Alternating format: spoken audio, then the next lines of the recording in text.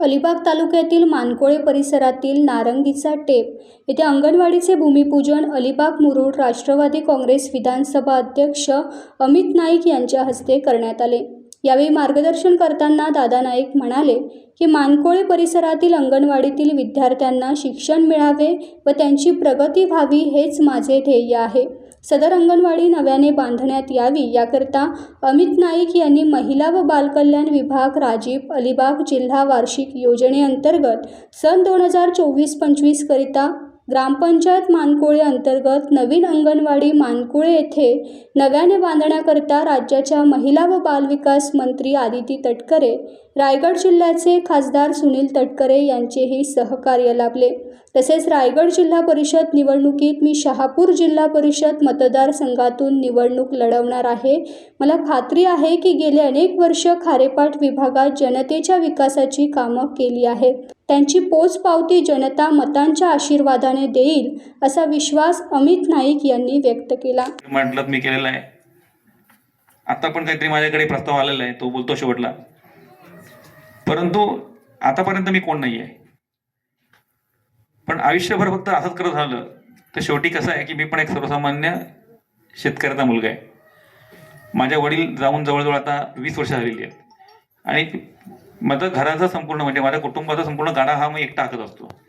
मला कोणाची बाकी कोणाची मदत नाही आहे किंवा माझ्या कुठल्या आजोबांचे काहीतरी होतं वडिलांचं काय होतं असं नाही। मी शून्यातनं हळूहळू संघर्ष करत इथपर्यंत आलो आहे। आणि गेल्या कित्येक वर्ष तुम्हाला माहिती आहे की ह्या गावामध्ये माझ्या वाटते मी गेल्या टायमाला 2 निवडणुका लढलो होतो, 2 निवडणुका। आता येणारी निवडणूक ही माझी 3री निवडणूक असणार आहे। ह्या वेळेस मी जिल्हा परिषद निवडणूक लढणार आहे। मला काही झालं तरी मी ही निवडणूक लढणारच। म्हणजे कुठल्याही युत्या आघाड्या काही झाल्या, कोण कुठं गेलं काय गेलं, मला काहीही त्याच्याशी घेणं नाही। कारण मी इथे असलेलं जे काय माझं जन्मत जमवलेलं आहे ते मी पक्ष म्हणून जमवलं नाही आहे।